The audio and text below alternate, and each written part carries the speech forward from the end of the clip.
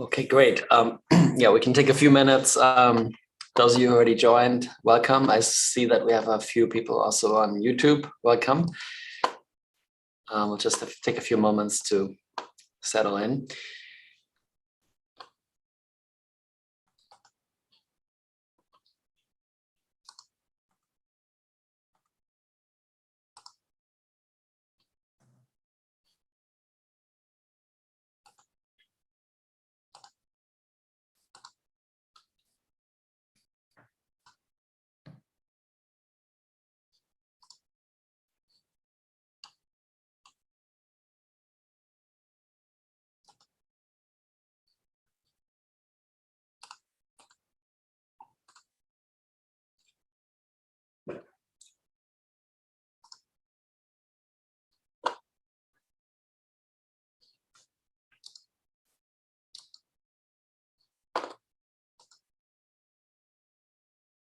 Okay, so we're at the top of the hour now, but we'll wait a few moments until we formally get started. But those of you who joined already, welcome.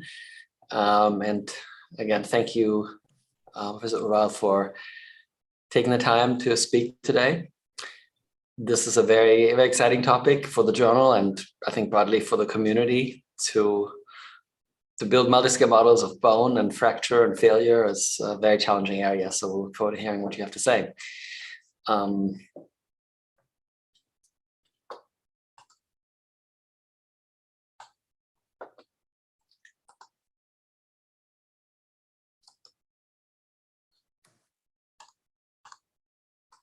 Are you done with your semester already, Annie? Today is actually the last day of classes, and then we have the finals next week. Okay.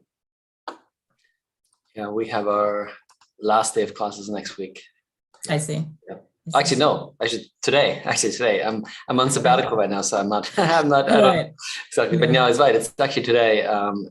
Today and then finals. Exactly. Yes. Yeah. I think they shortened the semester. It used to be much closer to the holidays, but I guess with COVID, they might have changed things a little bit here and there.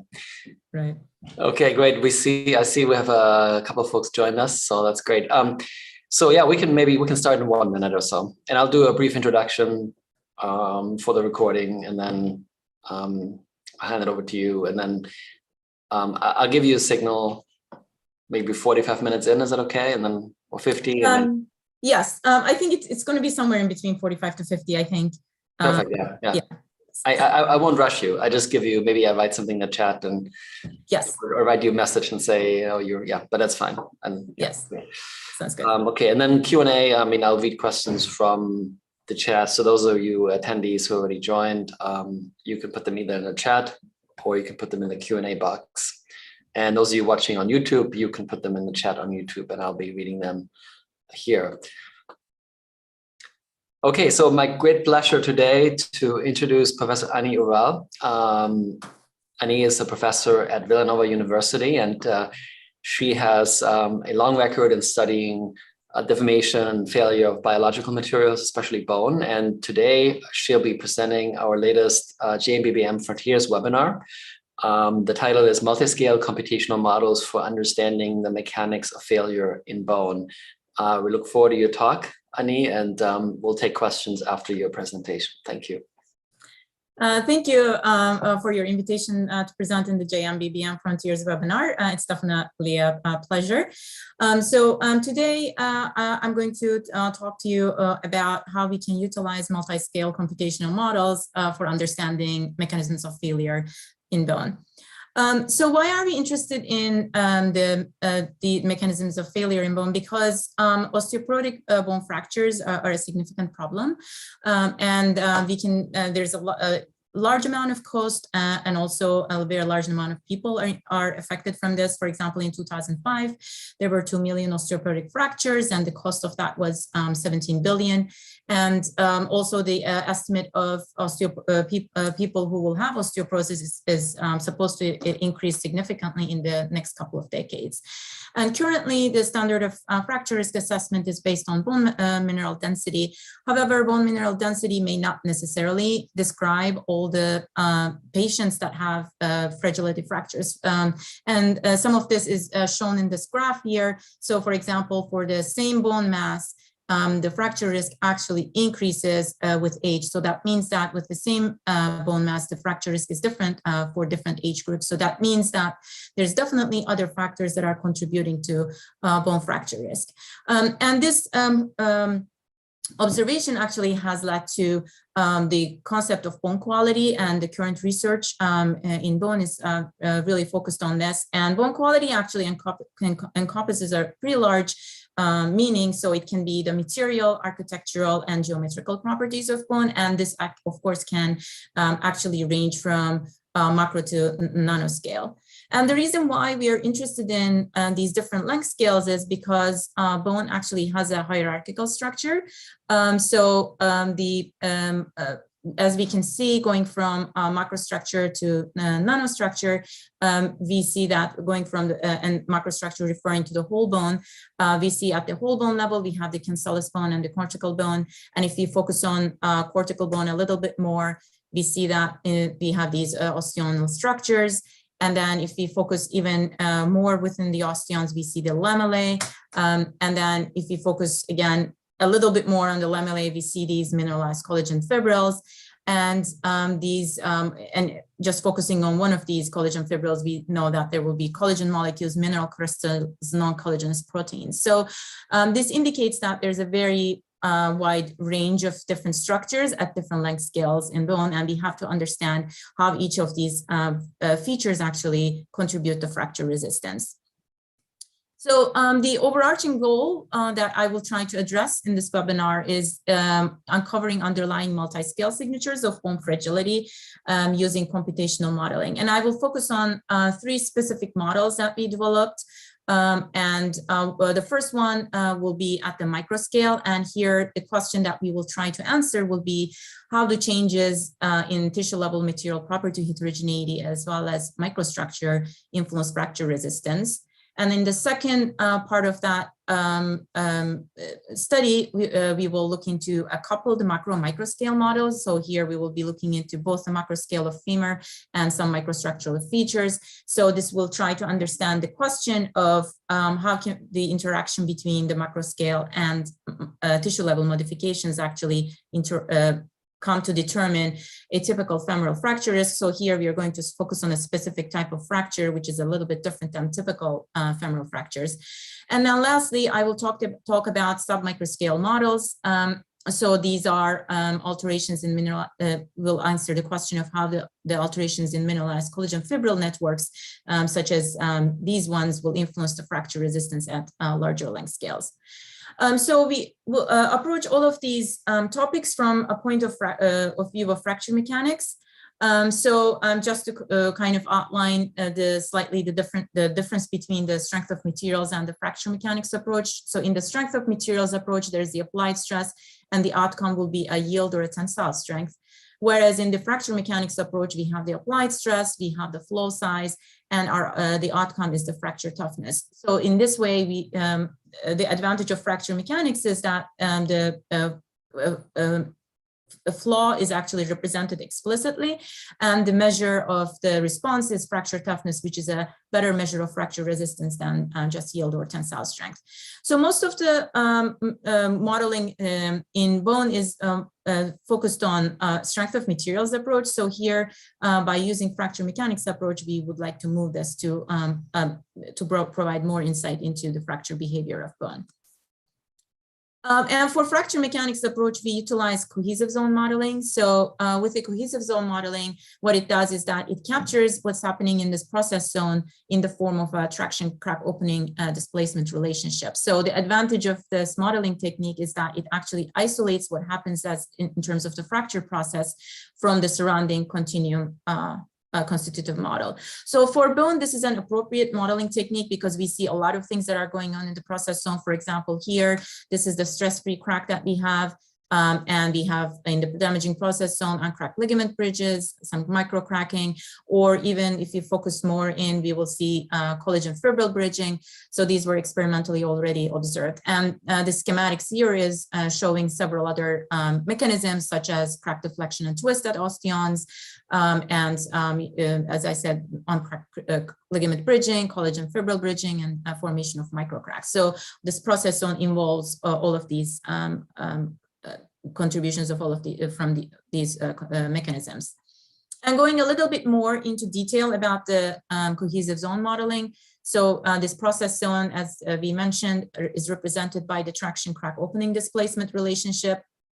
And in this region, what happens is here we use the linearly degrading model. So what happens is there's a critical stress level, and beyond, once this critical stress level is reached, the stress transfer between these crack surfaces is actually decreasing. And when the crack opening displacement reaches a certain critical level, then the crack becomes a full crack. And this can be defined both in normal mode and a shear mode.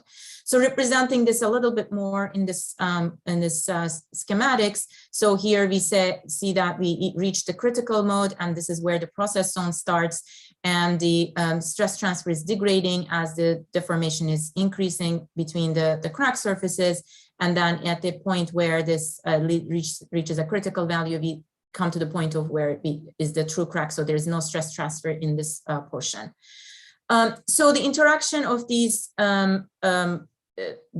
parameters in normal and shear mode is represented by the following initiation criterion and the failure criterion. So what it does is that these two equations actually bring together the normal and the shear mode contributions together to define when the crack is going to initiate, meaning that when this damaging behaviors will start, and when the failure will happen, which is when this we will come to the point where we will be in the true crack region.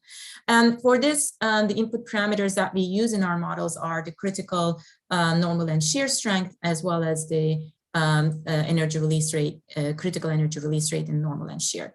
And the implementation of this model in finite elements is done in two ways, and we use both of these ways in our models. One is as cohesive interface elements. So in the interface elements, the solid elements are there in the model, and the interface elements are inserted between the solid elements.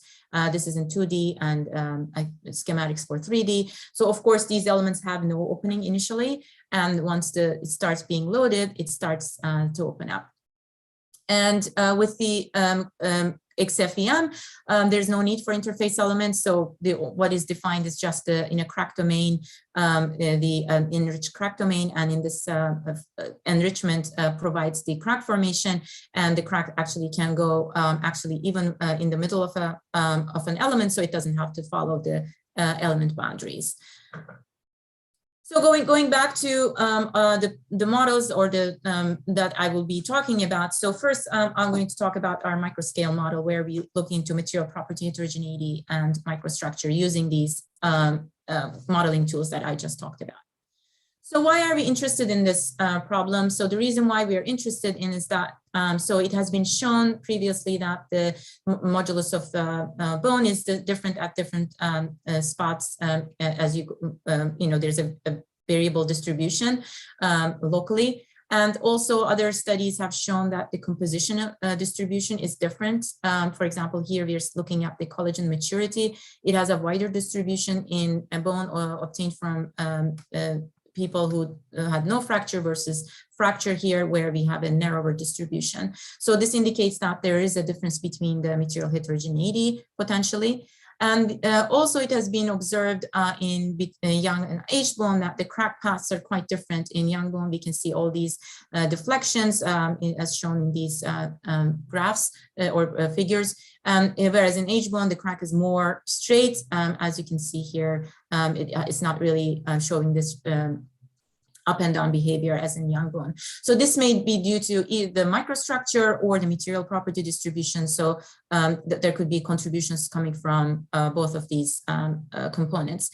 So what we would like to address with our models is that there's a lack of a full understanding of the influence of variation in tissue composition of fracture resistance of bones. So for example, these wide or narrower distributions, how does that actually affect the material properties and as a result, the fracture resistance? And also we would like to address the challenges on actually identifying the relative influence of different factors such as the microstructure or the material property distribution of fracture resistance in experiments, because some of these changes happen all together and sometimes it is hard to really decouple the influence of these different features on fracture resistance. So in order to do that, we utilized transverse two-dimensional microscopy images from mid-diaphysis of 7 male tibia. So we generated sketches of these microstructures and then generated three-dimensional models. So these three-dimensional models are about 1 millimeter cube. And then we utilized standard fracture toughness testing specimens, which are compact tension test specimen. So we placed these detailed microstructure at the crack tip. The osteons are perpendicular to the crack growth direction here. And we applied incremental displacement at the loading pins. So in these models, the osteons and the interstitial bone are represented by extended finite element models incorporating cohesive model. And the cement lines around the osteons are represented by cohesive interface elements. And these models had about 1.5 to 1.7 million, and we utilized parallel processing and utilized Abacus to run these models. So just going over a little bit more on the specific models. So the top row, this top row is actually showing the microstructure images microscopy images that we used. And these are the corresponding FE models that we generated.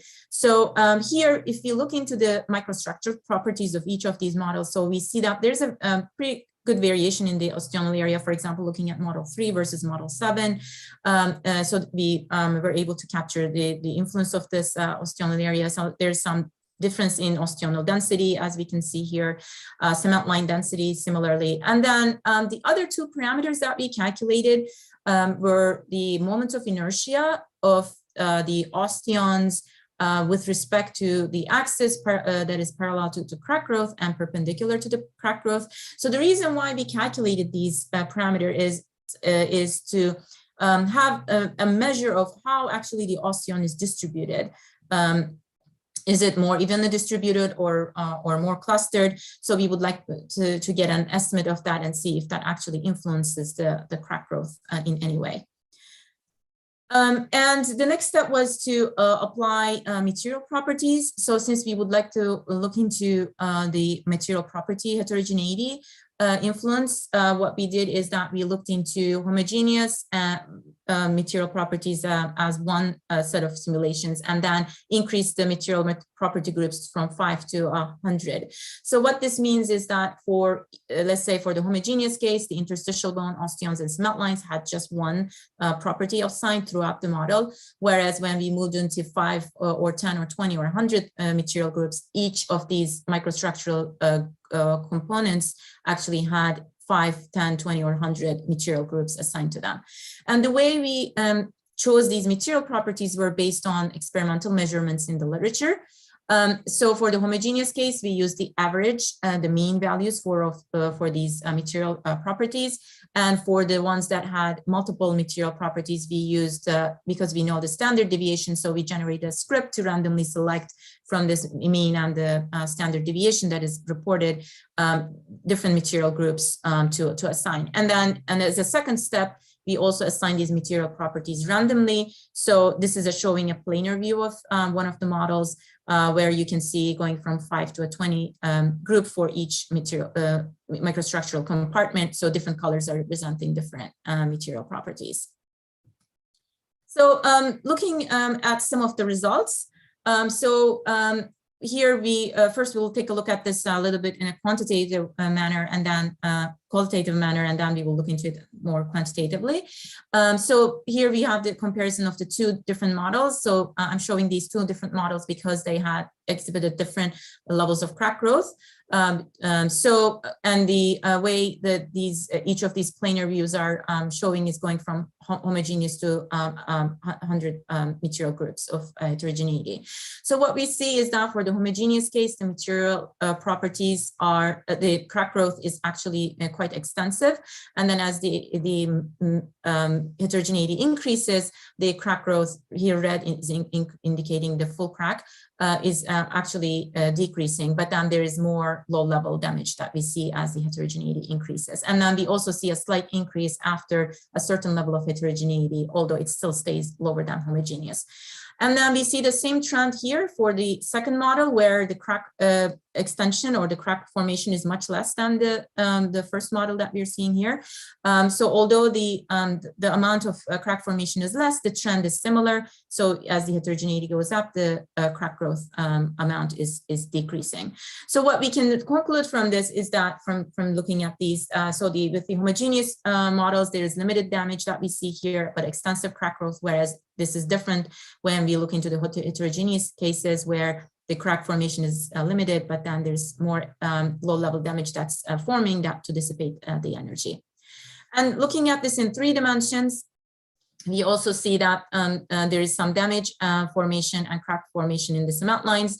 So in the homogeneous model, actually, there is not much formation of full cracks in the cement line, whereas we see that in the heterogeneous model, we have more of that happening. So again, here, the homogeneous model had limited damage and crack formation in the cement lines versus the heterogeneous model that had larger damage and more cracked elements.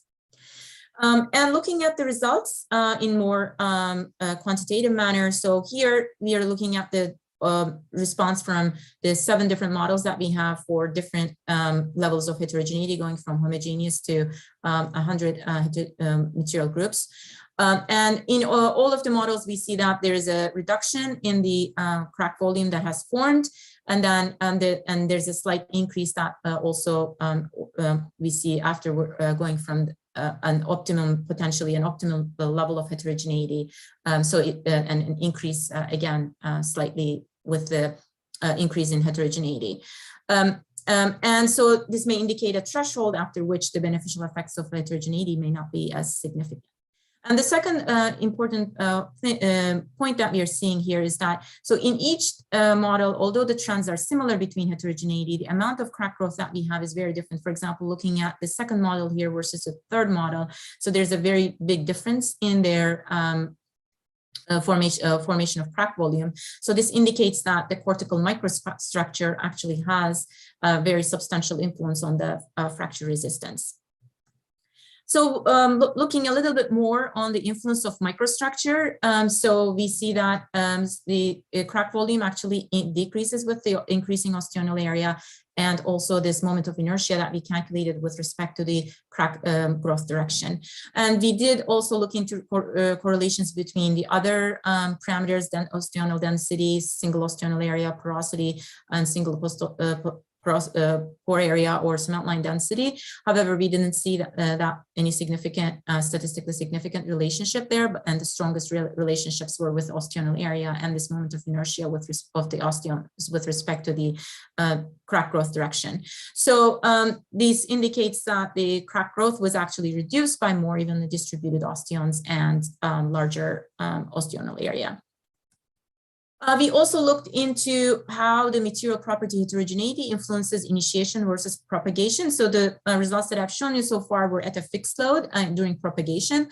So we also looked at what's happening at the initiation and also throughout the propagation. So this is showing for all these models how the propagation progresses. So we see this is for model 3.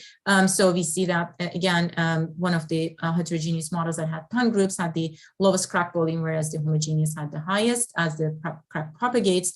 However, when we look at the initiation, we see a trend that's not the same as what we are seeing in propagation. So here the lowest initiation point happens for the heterogeneous 10, which has the highest resistance.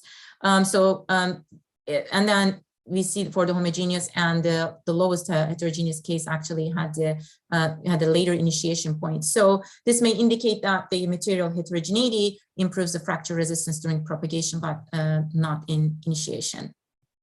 Also looking into the distribution of crack volume in osteons versus the interstitial bone. So we saw that both for homogeneous models and the heterogeneous models, most of the crack growth happened in the interstitial bone, whereas the crack growth was not as much as extensive within the osteons. So this indicates that the predominant crack growth isn't happening in interstitial bone.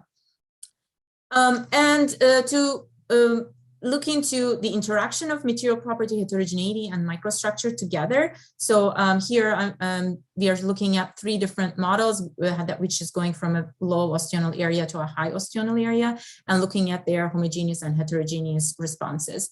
So here the idea is that actually both the material heterogeneity and microstructure has different influences. So for example, if you look into model 3 with an homogeneous material property and model 1 with homogeneous material property, because the osteonal area here is much less, then this has a much higher, model 3 has a much higher crack volume. But let's assume that now the material properties in model 3 is different, not homogeneous, but more heterogeneous distribution. Now the difference between these 2 models, if let's say model 1 has a better microstructure, but still does not have a very good material property distribution, then the difference between these 2 models actually is very much reduced. So this indicates that there's a coupling between the microstructure and the homogeneous or material property distribution. Or we can say the same thing in a different way, where the difference between these microstructures can actually even become more if the model with a better microstructure actually also has a better material distribution. Now the difference between them actually is enhanced. So this indicates that microstructure variation has a significant influence, but on top of that, and also the same thing with the material property heterogeneity, but on top of that, the combined influence actually can amplify and reduce these differences between different models. So overall, to summarize the microscale model results, so we see here is that both the material property heterogeneity and the microstructure has independent influence, and they both have a substantial effect. And what we saw is that with the propagation fracture resistance, the material property increased as the material property heterogeneity increased, but there might be a threshold with respect to that. And whereas the initiation fracture toughness actually decreased with increasing material property heterogeneity. And also we saw that the propagation fracture resistance increased with osteonal area and also with even distribution of more evenly distributed osteons. So as a result, the combined state of these microscale material property heterogeneity and microstructure really determines the cortical bone fracture resistance. So the second type of model that I'm going to talk about is coupling the macro and the microscale models to look into these tissue level modifications that we just talked about, which are the material property heterogeneity and microstructure with macroscale geometry of femur. So we are going to focus on femur here because the specific type of fracture that we are going to look at is atypical femoral fractures. So the reason why we are interested in atypical femoral fractures, or AFF, is so AFF is actually different than a typical femoral fracture. So typical femoral fractures happen at, mostly at the femoral neck, whereas AFF happens at the diaphysis or subtrochanteric region of the femur. So these are very rare occurrences actually, but they were actually related to potentially bisphosphonate use. Some of these studies actually then started looking into, experimental studies started looking into the effects of bisphosphonate on tissue properties. So for example, it has been shown that the fracture resistance in BP treated bone is less than untreated bone, and the crack deflection that we see in bisphosphonate treated bone is less than what we see in untreated bone. Also, the variation in microstructure was observed in bisphosphonate treated versus controls, where there's a lower osteonal density and also differences in canal structure. And also, similarly to fracture and non-fracture cases, in untreated bone, there was a wider range of compositional variation. Here we are showing crystallinity, and in bisphosphonate treated bone, this was a narrower distribution. So this indicates that there could be some changes that are happening at the microscale that could impact the resistance and or the occurrence of AFF.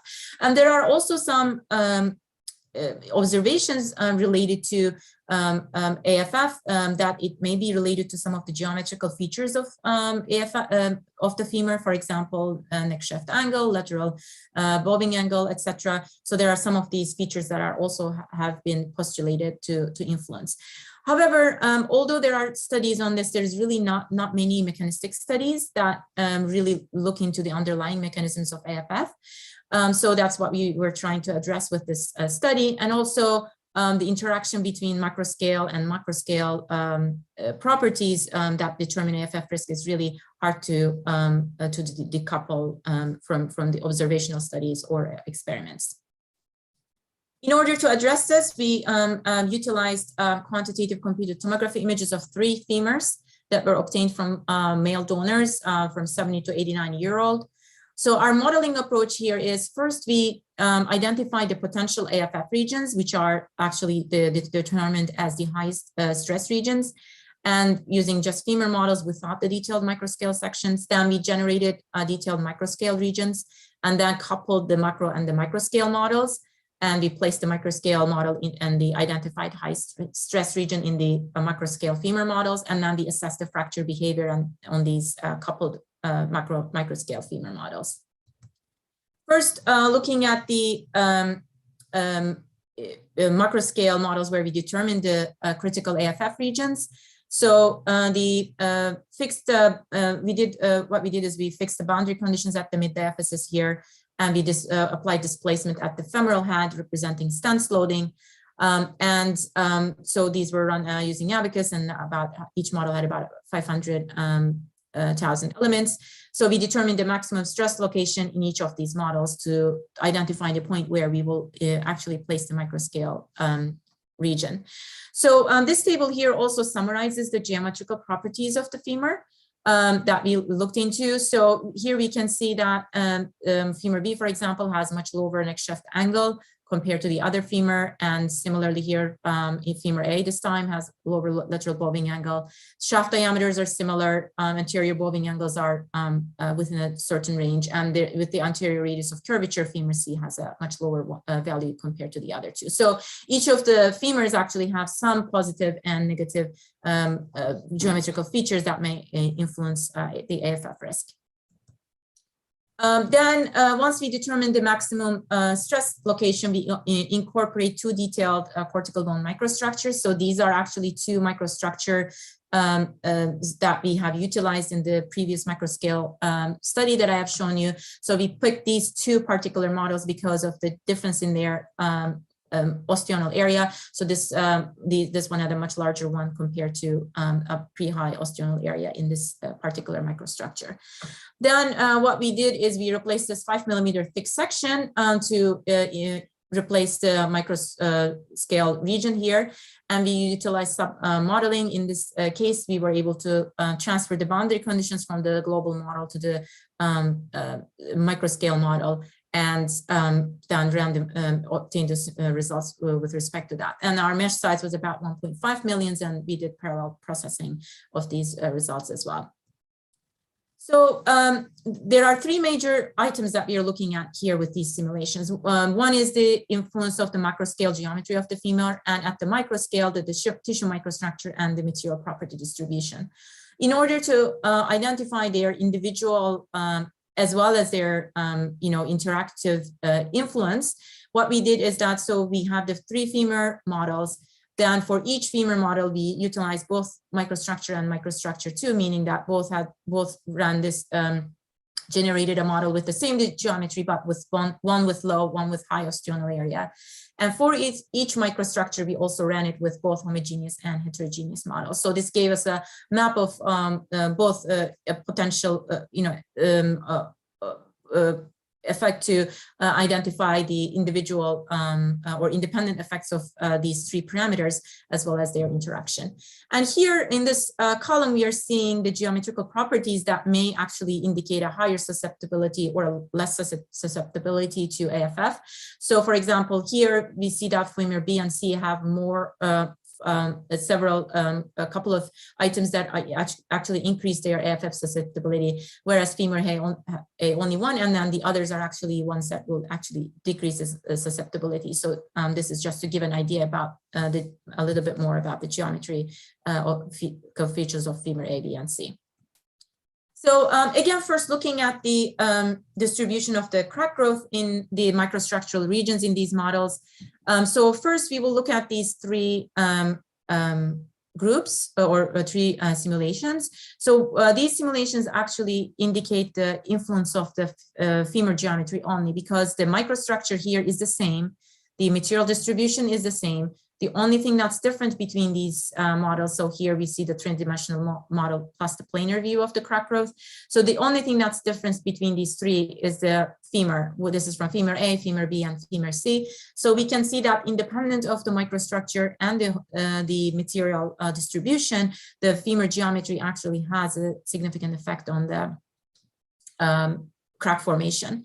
The second item that we will take a look at is the microstructure. So then we will look at this simulation result and the one that at the bottom. So here the femur geometry is the same. The material distribution is the same, but the microstructure is different. So and looking at these 2 results, again, we see that there's a very, very big difference in terms of how much crack formation there is between these two models. And this is again, independent of the geometry and the material distribution, but just due to the microstructure. And then looking into the effect of material property distribution, so we can look at these 2 models here. So these are again with the same femur geometry and same microstructure, but different material distribution. So this is here, the material distribution is heterogeneous. Here it is homogeneous. So here we see a difference again in the material property crack formation between these 2 models. And this is just due to the material distribution, not due to the femur geometry or microstructure. And we can similarly see that between these 2 models as well, although the microstructure now is the second microstructure, but the material property distribution still has an impact on the results. So all of this indicates that all these 3 parameters independently has some contribution. So let's take a look at them a little bit more quantitatively. So here we are looking into the results from the crack propagation as an function of the applied displacement and formation of crack volume. So here the microstructure 1 and microstructure 2, for all 2 cases, we see that the femur A actually has the lowest crack volume, and then femur B and femur C, and as long as we compare the homogeneous and the heterogeneous among themselves. So this indicates that the femur A, which had the highest neck shaft angle and the anterior radius of curvature, which are actually indicated as positive to being less susceptible to AFF. But then although it had the lowest lateral bowing angle, still it's represented the lowest crack formation compared to the other 2 femurs. And between femur B and C, although both of them had some features that are not that made them susceptible, femur C seemed to have the actually have the highest crack formation that we see. So we see that for these 2 cases, independent of the microstructure and the material heterogeneity, femur geometry had an influence on how the crack formation is happening. And if you look into the influence of the material property heterogeneity and the microstructure, here, first, if you look into microstructure 1, we can see that for each of the femurs, so femur C, B, or A, as the material heterogeneity increased, the crack volume actually decreased as well. And we see the same thing here, going from the homogeneous to heterogeneous case for both microstructures. So this indicates, again, the case that the material property distribution has an independent effect, or independent of the microstructure and the femur geometry. And if you look into the influence of microstructure, we can see that looking at the values that we have here for total crack volume versus in the microstructure, these are much lower compared to what we see here for microstructure 1. So we can also say that the larger osteonal area, which is present in the microstructure 2, it actually improved the fracture resistance, and this was independent of the femur geometry and the material property distribution. So now looking into the effects of the interactions. So for example, looking into how the femur geometry and microstructure may be interacting. So here what we can see is that for the same femur, let's say for femur A, which has the less susceptible geometry to AFF. So let's say, let's look at here the A1, femur A with microstructure 1 and homogeneous material properties. And if we compare that to the femur B with the same microstructure and the homogeneous, we see that there is actually a very large difference here with the crack volume. However, if we were to look at now, if femur B had a much beneficial microstructure with larger osteonal area, so which will correspond to actually this blue line here. So we see that now the difference between these crack volumes are actually decreasing. So this may indicate that there's actually, although the femoral geometry may be beneficial for one case, if the microstructure is not, then the AFF risk may be different. Then we can look into the interaction of material property heterogeneity and microstructure and femur geometry. So here, what we see is that the extent of influence of material heterogeneity actually depends on both the femur geometry and the microstructure. So we can see that in, let's say, if we were to compare the femur C properties between homogeneous and heterogeneous versus femur B homogeneous and heterogeneous comparison, we see that for the homogeneous case, there's quite a big difference between the femur C and femur B, but when the material property heterogeneity is introduced in both of the models, they are actually, the crack volume formation is almost the same in both. So this indicates that the heterogeneity actually influenced or or had a higher impact on the femur B, which had the less, femur C, sorry, which had the less beneficial geometry. And in terms of the microstructure, we can also see this comparing the reduction that we see in femur C with introduction of homogeneity with microstructure 1 is much larger compared to the case where we are looking at the case when femur C had the second microstructure. So the reduction is less there. So that this may also indicate that the influence of material heterogeneity may be more if the microstructure is not as beneficial. So summarizing the results from this study. So we were trying to answer the question of how do microscale tissue level modifications interact with the macroscale geometrical properties. So we see that they are actually all of these, both the microscale level modifications and the macroscale geometrical properties actually have an impact on AFF. And these are all independent effects. So for example, fracture resistance at AFF sites were influenced by neck shaft angle and anterior radius of curvature in our simulations. So we only had 3 models here, so we were not able to really get a statistically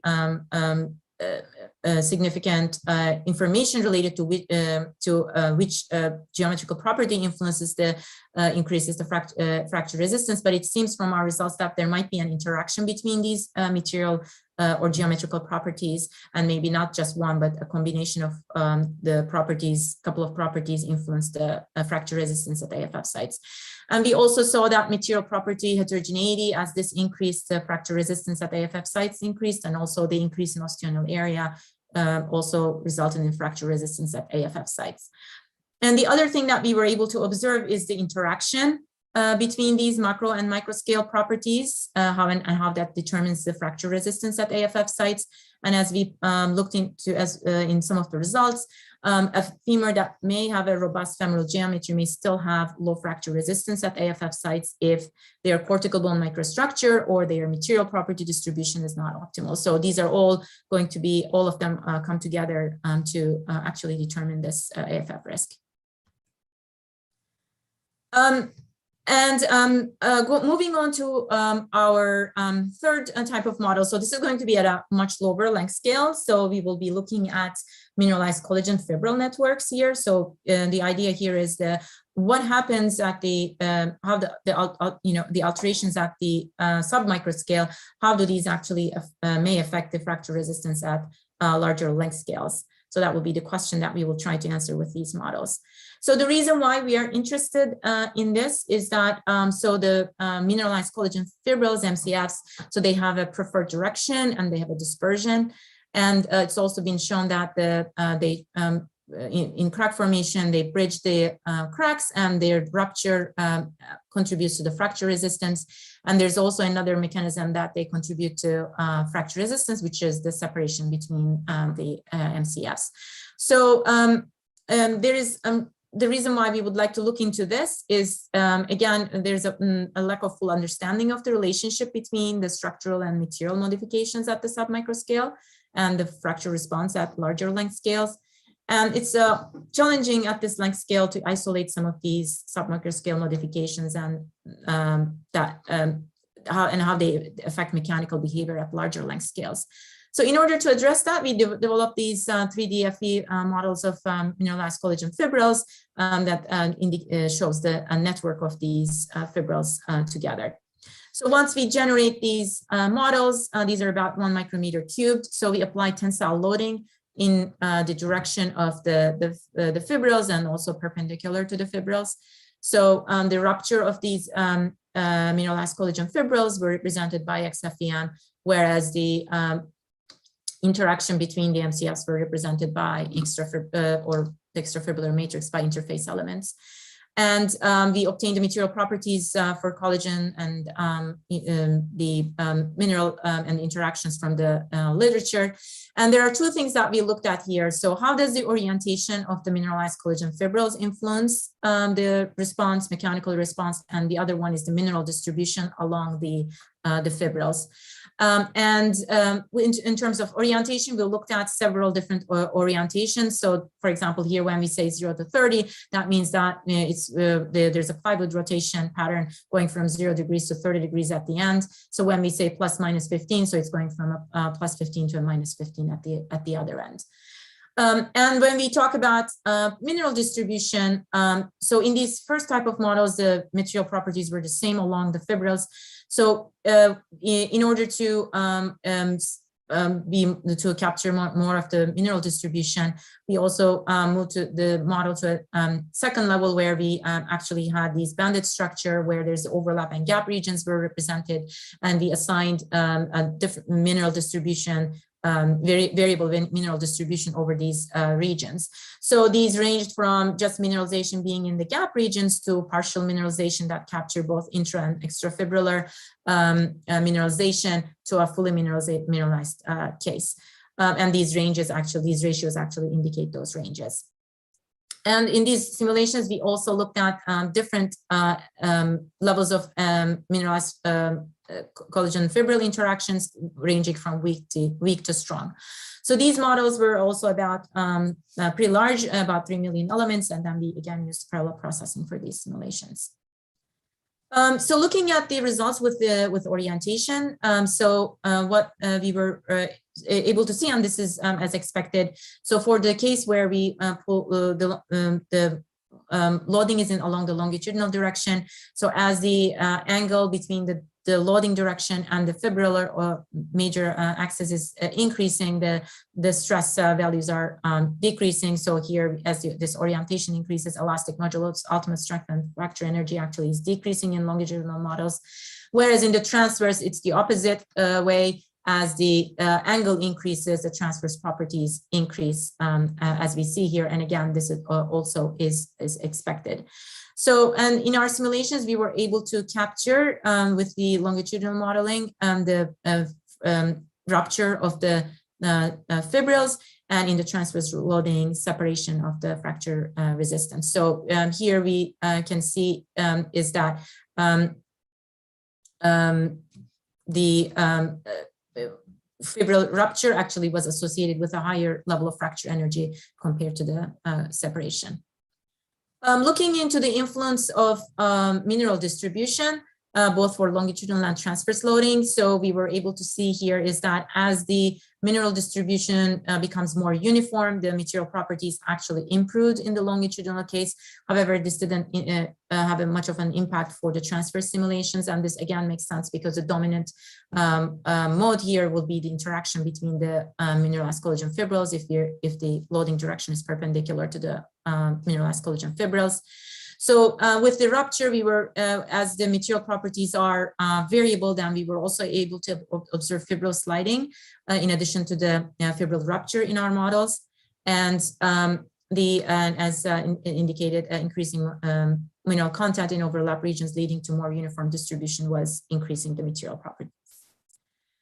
And then looking into the effect of the interaction between mineralized collagen fibril. So of course, as the interaction moved from weak to strong, the response was also the elastic modulus, the ultimate strength, they all increased for both in longitudinal and the transverse case as well.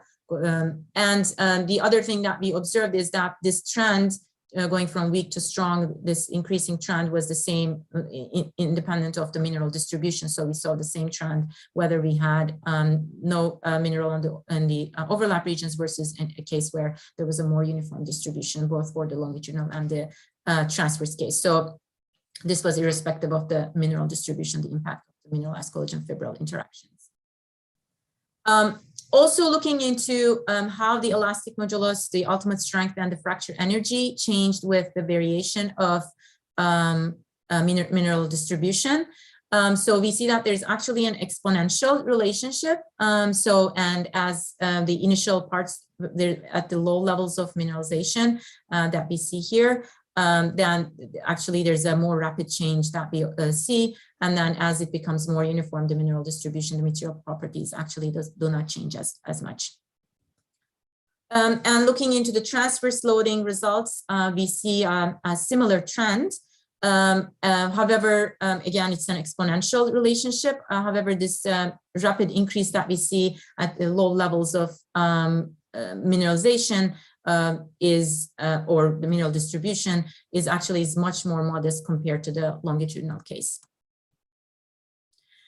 Summarizing some of the results that we were able to see from the submicroscale model. So we were trying to answer the question of how the alterations in mineralized collagen fibril networks may influence the fracture resistance at larger length scales. So we see that the structural arrangement, as well as any material properties, and this can be here, we only looked into the mineral distribution. Of course, there are other things that can be looked at as well. So those, they're both have some influence on the elastic modulus, ultimate strength, and fracture energy. And as well, and also the other important factor was interaction between the mineralized collagen fibrils. And the response was also affected by how the loading with respect to the orientation of the mineralized collagen fibrils. So with respect to the transverse direction, the mechanical properties increase with stronger interaction between MCFs, and as the angle between MCFs and the loading direction increased. For the case where the fibrils were loaded longitudinally, of course, the stronger interaction again increased the submicroscale properties. There's also the uniformity of mineral distribution had some influence. So increasing uniformity increased the mechanical properties, and the angle between MCFs and loading direction actually, as that increased the submicroscale mechanical properties increased, which was different than the transverse situation. So overall, with these, we can see that both the spatial arrangement at these low length scales, as well as the mineral distribution, which can affect the material properties of the fibrils, can influence the fracture resistance at larger length scales, because any change that happens at the submicroscale will have impact at much larger length scales. To summarize, our goal was to utilize and to come up with some underlying multi-scale signatures of bone fragility using computational modeling.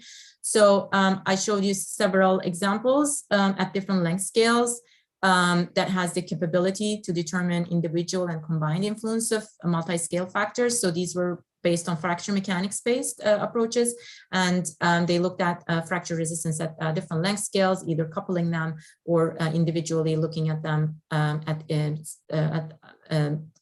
a certain length scale.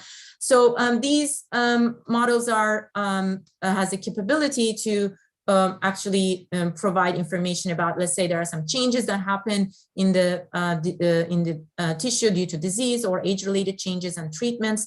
So we can actually, utilizing these models, implement those changes in those particular features of the bone, and then actually see how those changes will impact overall fracture resistance. So these models give that flexibility of potentially modifying one feature and seeing its direct effect, or modifying several features that are influenced by disease, age-related changes, or treatments, and then seeing their interaction. So in that sense, it can provide additional information beyond experimental measurements.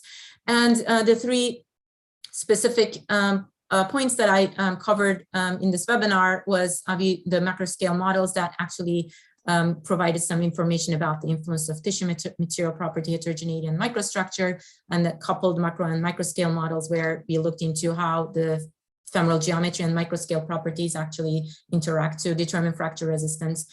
And at the submicroscale, we looked into the influence of mineralized collagen fibril arrangement and properties. And we're able to see the influence of all of these different features. So based on this, we can say that the fracture risk is really multifactorial, and its assessment definitely requires evaluation of multi-scale factors. And the computational modeling can actually serve as a critical resource to understand these complex interaction of these multi-scale factors. And I would like to conclude with acknowledging our some collaborators, funding resources, and some of the contributing graduate and undergraduate students. Great. Thank you so much, Professor Ural. That was a great talk. Very interesting. Lots of material, lots of things to digest. And we have now a couple minutes for questions. And Sure. we have some folks on YouTube be watching this as well. And those of you on Zoom, please, you can put your questions in the Q&A box or in the chat, and I'll be reading them. Maybe I can, while waiting for the audience to warm up for the questions, I have one, small one, and that's, have you looked into how, or if I have two questions actually. One is, sure, really small levels of information, DNA, genetic level kind of input at that scale, and I guess whether, how that goes into your model or how that could come into your model. And the second one related to that is, have you looked into environmental impacts, like pollution, environmental constraints on especially bone mechanics? Yeah, I mean, those are really good questions. So there are actually, as you said, there are many factors, right? So, I mean, here, actually, I was only able to show a few. So in terms of looking into first your question that related to genetic influences. I think those can be, so I think the way that they can be implemented in these models is that if we know if a certain, let's say a genetic change influences a certain material property or certain, structural property, if we know that relationship, so then we can directly incorporate that in the models. But I mean, as it is right now, there is no specific genetic information that we can put in it, but we can put in the mechanical, modifications that occur from a genetic modification or difference between, let's say, genetic difference between individuals or etc. So that can be put in only in the sense that if we know how that influences the some of the mechanical or the structural changes in bone.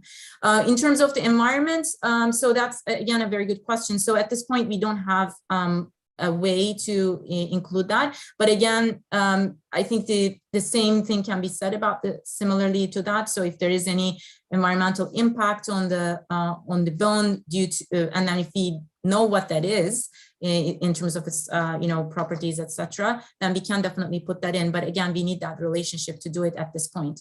So there could be some other ways to implement them in the models. But I guess that's a good question, and maybe that can be thought about.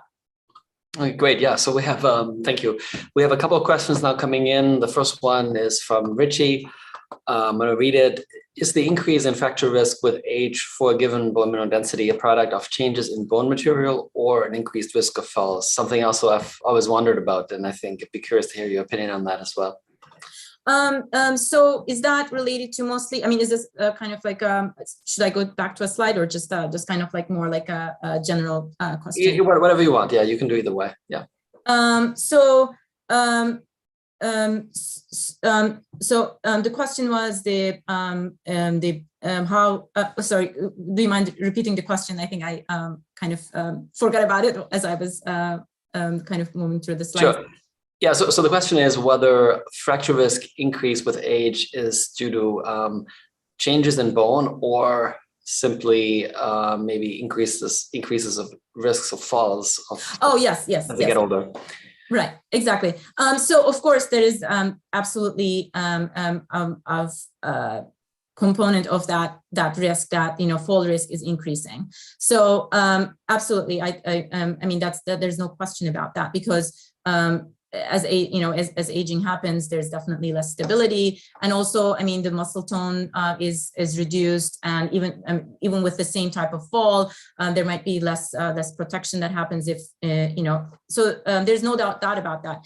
But I think there's definitely a piece that comes from the material level changes as well. So I think it's a combination. So of course, I think it's very difficult to have a very controlled way of having, I don't know how you can design a study like this, but I mean, if the, because every individual is different, you can't, and what they do, their daily activity is different. So I don't think you can really normalize their, risk that is coming from falls or, other things. And of course, their bone is also different in some ways. So it's really hard to, I think, tease this out, even using, with a research study. But I think, it seems to me that they are both contributing.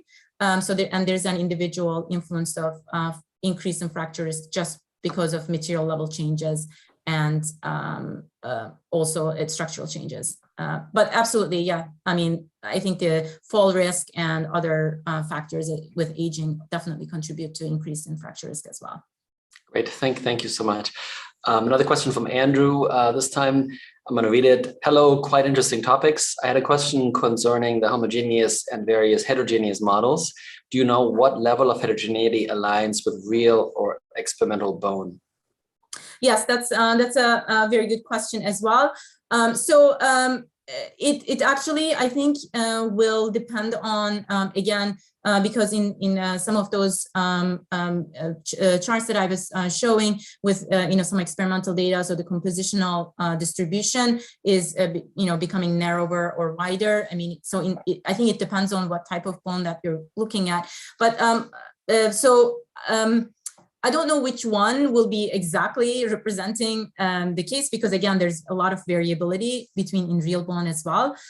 So we did this in a way, it's a little bit more of a parametric manner in the computational models. And it actually also there could be the case where so the way that we distribute it is more randomly distribution, right? But in reality, there could be some more clustering that could be happening as well. So that could be another piece that can be implemented in this, exactly if we know if maybe similar properties are clustered. I mean, because there are the Osteons, etc., right? And then the interstitial bone. So there could be more. There could be still heterogeneity, but also more clustered way in reality. So there's definitely room here for maybe basing it on some more experimental measurements and then mapping it onto these types of models. And I think the other point that I would like to point out is that there's also potential where the properties between as the heterogeneity changes, there could be some changes in the also, the cement line properties, etc. So because there's not much measurement related to those properties, so we didn't necessarily incorporate those things of age-related changes in osteon properties, interstitial bone properties, and cement line properties as well. So that's another piece. So this was just looking at, okay, so if there's the same type of material properties and if the heterogeneity changes, but there's also could be changes that could be implemented as a result of age-related changes in these average properties and the standard distribution, right? So, so there are definitely in real bone, there are some other considerations there as well. So I think this was an attempt to show in a parametric manner how heterogeneity would affect, but I think maybe with mapping some of these experimental measurements to these models can actually lead us to a more accurate representation of how the heterogeneity is in real bone. Yeah, great, thank you. Makes sense. We're going to take the last question. I think we're a little bit above the hour, but I think we can take one more if that's okay with you. So Richie is asking, what is the rationale for researching mouse bone fractures occur in humans? Okay, so that's a good question. So I think it's surrogate point to start with some of these observations that are being done, right? Because we can't. I mean, it's very difficult to get let's say biopsies from real human. Of course, there's donor bones from cadavers that can be utilized, but let's say you want something that, I mean, a very controlled tissue, but I mean, biopsies are very hard to come by, and research on human bone is not that straightforward in terms of acquiring the tissue. And I think and also the other piece of that is, I mean, let's say if you're doing drug treatment response analysis or other things that it's harder. I mean, before moving on to human, I think that's just an initial step to do it. And mouse, yes, it may not be the best representation of human bone, but it still provides. I think there's information that can be obtained that's valuable, that can be utilized for to move maybe if we have a better idea about what's happening with, or we see some trends in mouse bone, then maybe the studies can be extended to human bone to see if these trends that have been seen are holding, etc. In that sense, I think it has its value. Okay, great. Yeah. So with that, we're going to conclude the webinar, and I want to thank Professor Ural again for a really inspiring talk and a lot of really, really interesting research and results and an outlook into the future. So thank you for that. And also thanks to the audience for joining us today. Keep an eye on our Twitter account and a website for announcements of webinars for the spring semester. And as usual, I ask the community to help us nominate speakers and identify speakers so we can continue this series in the next year. I wish you all a great holiday season, and see you in January or February. Thank you. Thank you.